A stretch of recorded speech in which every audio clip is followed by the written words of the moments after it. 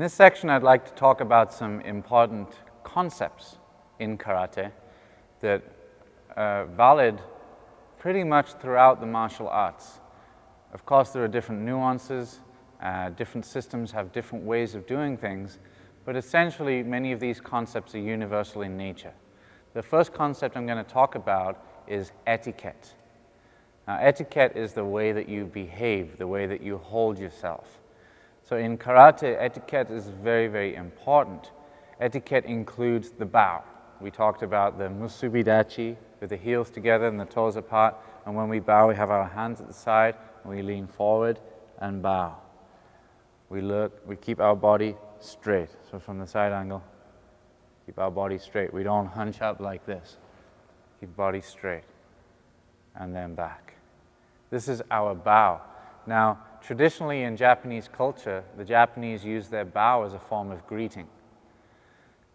When an older Japanese meets a younger Japanese, the younger person would bow lower than the older person because of respect.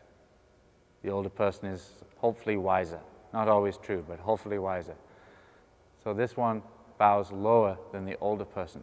Same in karate. If a black belt bows to a white belt, the white belt usually would bow lower than the black belt, especially if the black belt is an instructor. Now, it's still important that the black belt bows too. He's not going to just kind of grunt and give you a nod, although that does happen. It's important that the black belt also shows respect to the white belt, because we're in here to learn from each other. Now, the different levels of bow are very, very confusing for Westerners, and understandably so, because that's not our culture. So I don't want to go into too much explanation in terms of how deep to bow and which situation you have to bow this way or that way, because really, we're living in the West and we don't do that in our culture. We shake hands. But in the karate dojo, there's a place for the bow, because this is part of Japanese culture, part of Asian culture, and we should respect that throughout our training, and this just shows a way of our respect for our art to practice the bow. So this is the first stage of our etiquette.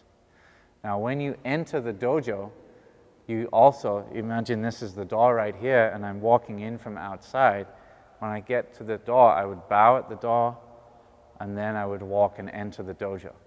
Likewise, if I'm leaving the dojo, I'm walking up to here, I'm going to turn around before I exit and bow once again, and then I leave the dojo and then continue on my way. The dojo is your training hall, or the place where you train.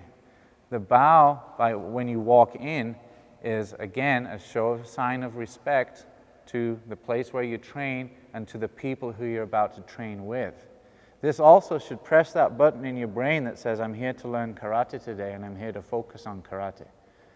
And then when you leave, hopefully you've had a good workout, you've had a good training session, you've learned something, you bow again to say thank you, and then off you go back to your everyday life, and hopefully not back to too many worries. But that time in your training, you get a chance to escape that outside world, focus on your karate training, become rejuvenated, and then leave and go back to your life.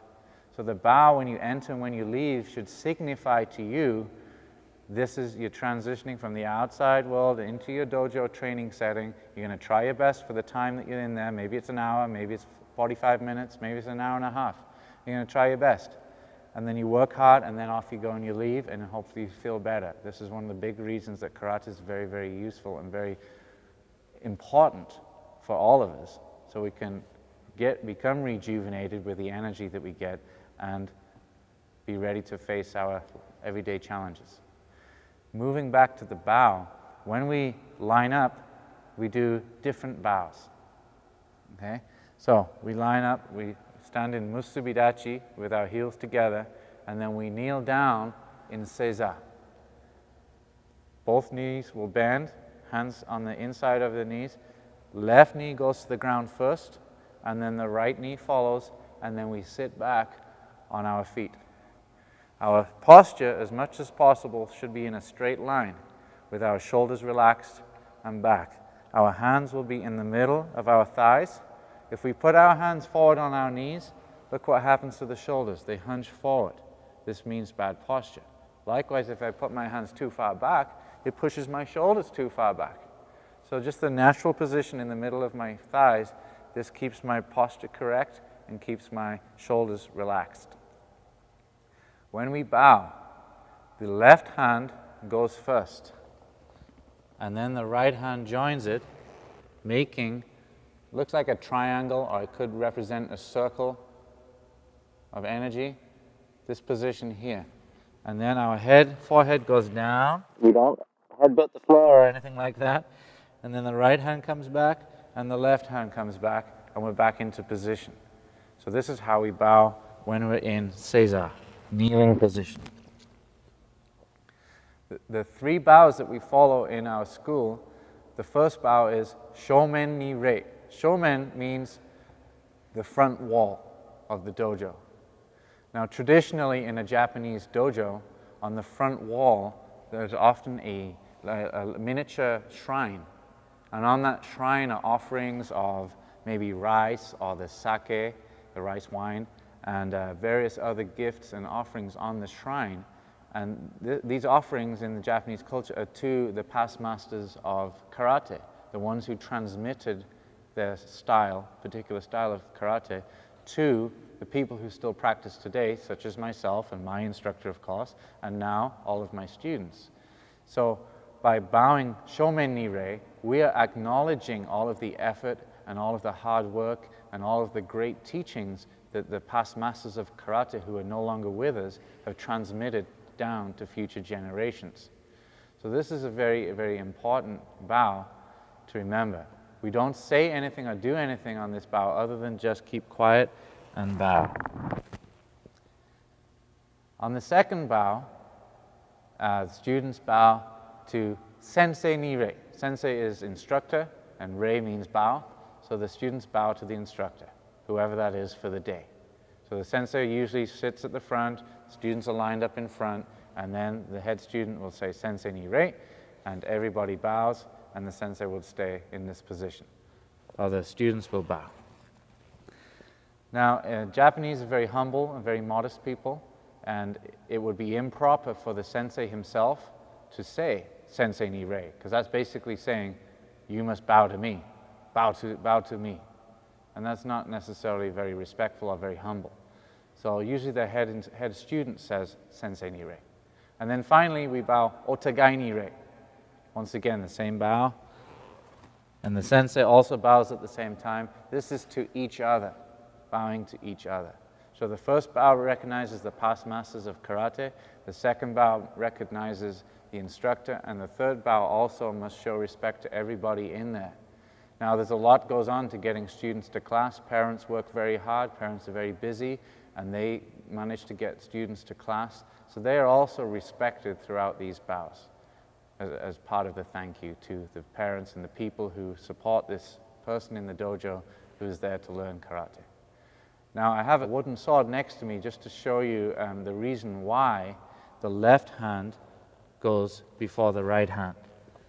Okay, so traditionally, now this is just a wooden sword, it's called a bokken, it's not a real samurai sword, but traditionally the samurai would carry the sword on the left-hand side of the body, like so.